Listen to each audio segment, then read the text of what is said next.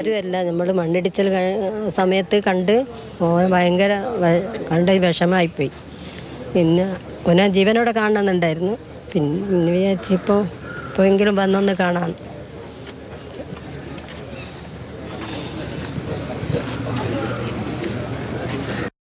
ഒരു നോക്ക് കാണാനും അർജുനന് ഉള്ള സ്നേഹം കൊണ്ടും.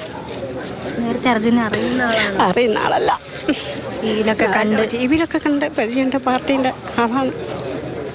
പുതുപ്പാടിയിൽ നിന്ന് നേരത്തെ ഇറങ്ങി, രാവിലെ ഇറങ്ങിയതാണ് മകനെ ഒന്ന് കാണാൻ വേണ്ടി. 5 മണിക്ക് ഇറങ്ങിയത്.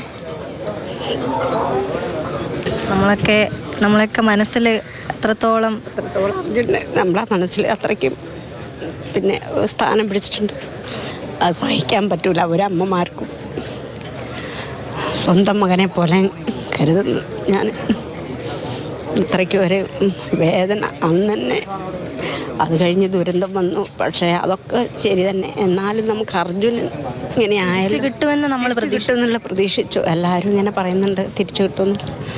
നമുക്ക് അത് തന്നെ നമ്മളെ പ്രതീക്ഷയും തിരിച്ചു കിട്ടുന്നില്ല. കണ്ണാടിക്കലിലെ വീട്ടിൽ നിന്നും നയൻതാരയുണ്ട്. നയൻതാര, ഇപ്പോൾ കേട്ടത് അല്പസമയം മുമ്പ് നയൻതാരയോട് സംസാരിച്ച 2 അമ്മമാരുടെ പ്രതികരണമാണ്. അതിലൊരാൾ അർജുൻ്റെ വീടിൻ്റെ അടുത്തുള്ള ആളാണ്. രണ്ടാമത് സംസാരിച്ച ആൾ അടുത്തുള്ള ആളല്ല, അർജുനെ നേരിട്ട് അറിയില്ല. പക്ഷേ കേട്ടറിവ് മാത്രമേ ഉള്ളൂ അർജുനെക്കുറിച്ച്. അങ്ങനെയുള്ള മനുഷ്യരാണ് ആ വീടിന് പുറത്ത് നിൽക്കുന്നത്. അവരൊക്കെ ഈ വിധത്തിലാണ് പ്രതികരിക്കുന്നത് എന്നുണ്ടെങ്കിൽ ആ ബന്ധുക്കളൊക്കെ എങ്ങനെയായിരിക്കും പ്രതികരിക്കുക എന്ന് നമുക്കൊരു പക്ഷെ ചിന്തിക്കാൻ പോലും പറ്റുകയില്ല. കാരണം 72ാമത്തെ ദിവസം ആ അർജുനെ ലോറി കണ്ടെത്തിയെന്ന് പറഞ്ഞപ്പോൾ വീണ്ടും തകർന്നുപോയ മനുഷ്യരാണ് ആ വീടിനുള്ളിൽ ഇപ്പോൾ നിൽക്കുന്നത്. അവർക്കായിരിക്കും അർജുനെ ആദ്യം കാണാനുള്ള അവസരം ഒരുക്കുക. അതിനുശേഷമായിരിക്കും പുറത്ത് അവിടെ എത്തിയിരിക്കുന്ന ആൾക്കാർക്ക് എല്ലാവർക്കും കാണാൻ വേണ്ടിയിട്ട് പൊതുദർശനം ഉണ്ടാവുക. ഏത് വിധത്തിൽ അവരെ ആശ്വസിപ്പിക്കാൻ പറ്റും ഇനി?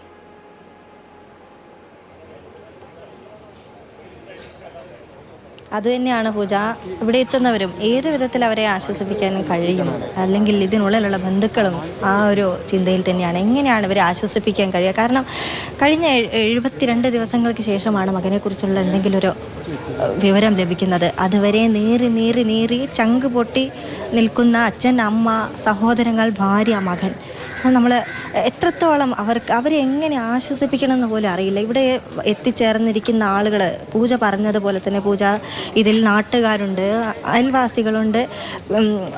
അതായത് ഏറ്റവും എടുത്ത് പറയേണ്ടത് ആരുമല്ലാത്തവർ. അതായത് നേരത്തെ നമ്മൾ കണ്ട ആ ചേച്ചി പുതുപ്പാടിയിൽ നിന്ന് വന്നതാണ്. വയനാട്ടിൽ നിന്ന് രാവിലെ 5 മണിക്ക് ഇവിടെ എത്തണമെങ്കിൽ, അതായത് അവർ പറയുന്നത് ഒരച്ഛനും അമ്മയ്ക്കും അല്ലെങ്കിൽ ഭാര്യയ്ക്കോ സഹോദരങ്ങൾക്ക് പോലും ഇങ്ങനെ ഒരു അനുഭവം ഉണ്ടാക്കരുത്, ഇങ്ങനെ ഒരു ദുരന്തം ആർക്കും നൽകരുത് എന്നാണ്. ആ അമ്മ വിങ്ങി കരയുന്നത് നമ്മൾ കാണുന്നുണ്ട്. ഓരോരുത്തരുടെ ഇവിടെ എത്തിയ പലരുടെയും ആ ഒരു വികാരം ഇത് തന്നെയാണ്.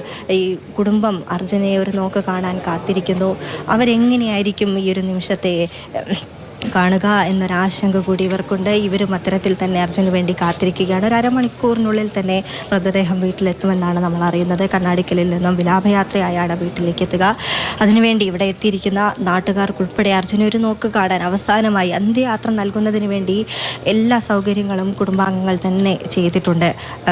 നേരത്തെ പറഞ്ഞതുപോലെ തന്നെ കുടുംബങ്ങൾക്ക് കാണാൻ വേണ്ടിയാണ് ആദ്യം മൃതദേഹം ഉള്ളിലേക്ക് കൊണ്ടുപോകും. ഒരു 5 മിനിറ്റ് നേരം വീട്ടിൽ അച്ഛൻ, അമ്മ, മകൻ, സഹോദരങ്ങൾക്കും ഭാര്യ കൃഷ്ണപ്രിയയ്ക്കും കാണുന്നതിന് വേണ്ടി വീടിനകത്തേക്ക് കയറ്റും.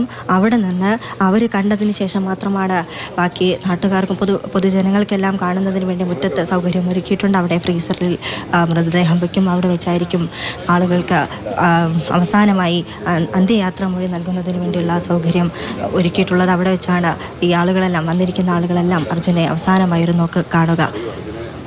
ചേച്ചി എവിടെ നിന്ന് വരുന്നയാ? ഇവിടെ അടുത്ത് ഞാൻ അയൽവാസിയാണ്.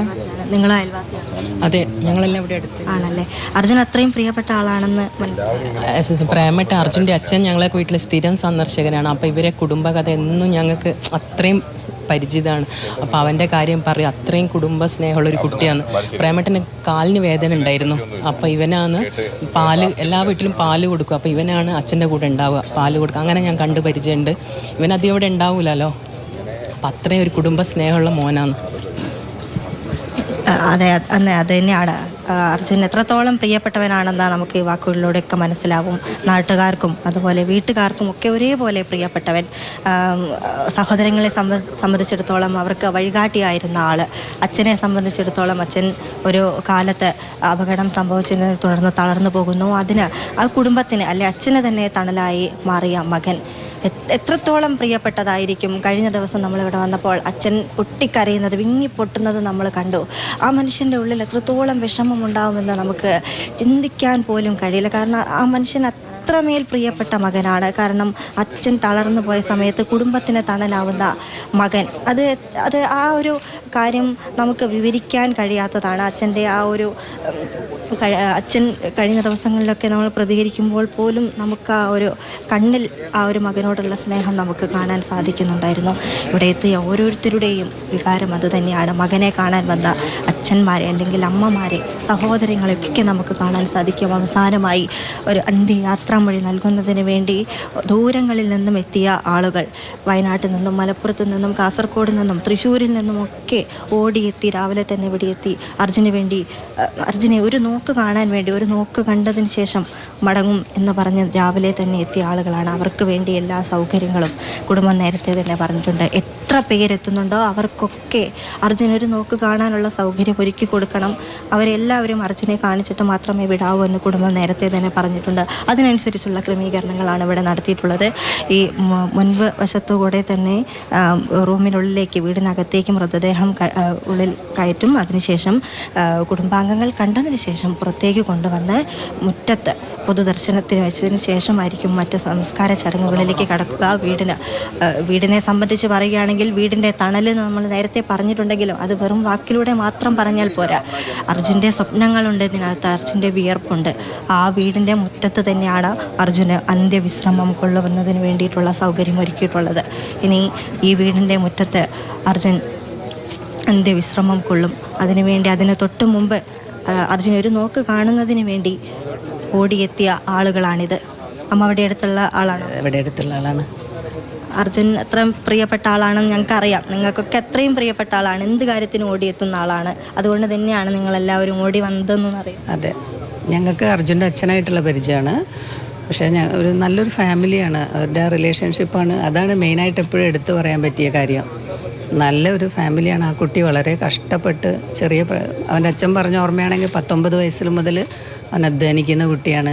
ബാക്കിയുള്ളവരെല്ലാവരും നന്നായിട്ട് പഠിപ്പിച്ചിട്ട്, അവൻ്റെ അച്ഛന് ആ സമയത്തൊരു ആക്സിഡൻ്റ് എന്തോ സംഭവിച്ചിട്ടുണ്ടായിരുന്നു. അപ്പം മുതൽ അവൻ പഠിത്തം നിർത്തിയിട്ട് ബാക്കിയുള്ളവരെ നന്നായി പഠിപ്പിച്ചിട്ട് ആ ഫാമിലി, ആ കുട്ടിക്ക് ഇതെല്ലാം കെട്ടിപ്പടുത്ത് കഴിഞ്ഞിട്ട് നല്ലൊരു ലൈഫ് മുന്നോട്ട് കൊണ്ടുപോകാനുള്ള ഒരു സമയം ദൈവം കൊടുത്തില്ല എന്നാണ് പറയാൻ പറ്റുന്നത്.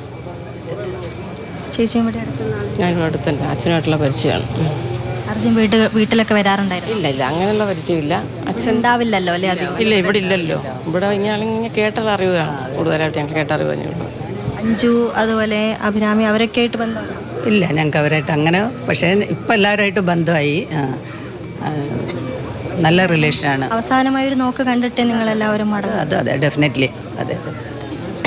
തീർച്ചയായും ഇവരുടെയൊക്കെ ഉള്ളിലുള്ള ആ ഒരു വികാരം നമുക്ക് പറഞ്ഞറിയിക്കാൻ കഴിയില്ല. കാരണം അച്ഛനുമായിട്ടുള്ള ബന്ധമാണ്. പക്ഷെ ആ അച്ഛൻ പറഞ്ഞ് കേട്ട മകനെക്കുറിച്ച് നന്നായിട്ടറിയാം. ആ മകൻ കുടുംബത്തിന് വേണ്ടി എത്രത്തോളം കഷ്ടപ്പെട്ടിട്ടുണ്ട് എന്ന കാര്യം നാട്ടിലെ ഓരോരുത്തർക്കും അറിയാം. ആ അച്ഛൻ വീണ് പോയ ഇടത്ത് നിന്നും ഉയർത്തിക്കൊണ്ടുവന്നതാണ് ആ ഒരു കുടുംബത്തിനെ. അർജുൻ ആ ഉയർത്തിക്കൊണ്ടുവന്ന ആളാണ് ഇന്ന് തിരികെ ചേതനയേറ്റ ശരീരവുമായി ഈ വീട്ടുമുറ്റത്ത് എത്തുന്നത്. ആ ഒരു സമയത്ത് അച്ഛൻ, അമ്മയും സഹോദരങ്ങളും ഭാര്യയും ഒക്കെ എങ്ങനെയാണ് അർജുനെ അവസാനമായി ഒരു നോക്ക് കാണുക എന്നത് നമുക്ക് ചിന്തിക്കാൻ പോലും സാധിക്കുന്നില്ല. കാരണം ചങ്ക് ഇടറി നിന്ന നിമിഷങ്ങളെല്ലാം നമ്മൾ കണ്ടിട്ടുണ്ട്. അച്ഛനും അമ്മയും ഒക്കെ ഒരു മാധ്യമങ്ങൾക്ക് മുമ്പിൽ വന്ന് സംസാരിക്കുന്നത് നമ്മൾ കണ്ടിട്ടുണ്ട്. പക്ഷേ വളരെ ബോൾഡായിട്ടാണ് അവരെല്ലാവരും എല്ലാ കാര്യങ്ങളും സംസാരിച്ചത് എങ്കിൽ കൂടിയും അവരുടെ ചങ്ക് പൊട്ടുന്ന വേദനയോടുകൂടിയാണ് നമ്മളോട് അന്ന് പ്രതികരിച്ചിരുന്നത്.